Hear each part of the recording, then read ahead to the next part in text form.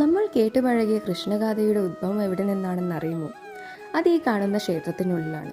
നമ്മളുടെ കണ്ണൂർ ജില്ലയിൽ ചിറക്കൽ കിഴക്കേക്കര മതിലകം ശ്രീകൃഷ്ണ ക്ഷേത്രം. ഏകദേശം 500 വർഷങ്ങൾക്ക് മുന്നേ ചെറുശ്ശേരിയുടെ തൂലികയിൽ നിന്ന് രചിക്കപ്പെട്ട ആദ്യ മഹാകാവ്യം കൃഷ്ണഗാഥ. കോലത്ത് നാടിന്റെ രാജാവായ ഉദയവർമ്മ കോലത്തിരിയുടെ രാജ്യസഭയിലെ കവിയായിരുന്നു ചെറുശ്ശേരി നമ്പൂതിരി. ഒരു ചതുരംഗ കളിയാണ് മലയാള സാഹിത്യ ചരിത്രം മാറ്റിമറിച്ചതെന്ന കഥ നിങ്ങൾ കേട്ടിട്ടുണ്ടോ?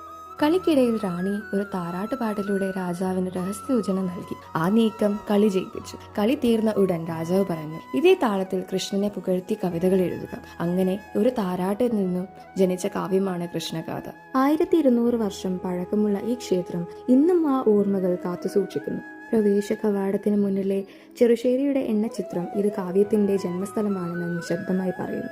മതിലകം ക്ഷേത്രത്തിന്റെ ഗോപുരം നൂറ്റാണ്ടുകൾ പഴക്കമുള്ള പ്രാചീന കലയുടെ അപൂർവ മാതൃകയാണ്. കിരാതാർജുനയം, ദശാവതാരം, കൃഷ്ണലീല എന്നിവ ഇവിടുത്തെ ഗോപുരത്തിൽ കൊത്തുപണികളിൽ കൊത്തിയിരിക്കുന്നു. കൃഷ്ണന്റെ ജനനം മുതൽ ബാലലീയം ജീവിതകഥകളും ഗോപുരത്തിന്റെ മരച്ചുവരുകളിൽ സുന്ദര ചിത്രങ്ങളായി ജീവിച്ചിരിക്കുന്നു. ഈ ക്ഷേത്രം മുഖാമുഖം നിൽക്കുന്നത് ഒരു ചിറയോടാണ്, ചിറക്കൽ ചിറ. കണ്ണൂരിലെ ഏറ്റവും വലിയ ചിറകളിൽ ഒന്നായി അറിയപ്പെടുന്ന ചിറ. 5 നൂറ്റാണ്ടുകളായി ഭക്തിയും കാവ്യവും ചരിത്രവും നിശബ്ദമായി തന്റെ ജലത്തിൽ കാത്തുസൂക്ഷിച്ചുകൊണ്ട്. കണ്ണൂരാണെങ്കിൽ നിങ്ങൾ എന്തായാലും വന്ന് കാണേണ്ടതും തൊഴേണ്ടതും അറിഞ്ഞിരിക്കേണ്ടതുമായിട്ടുള്ള ക്ഷേത്രമാണിത്.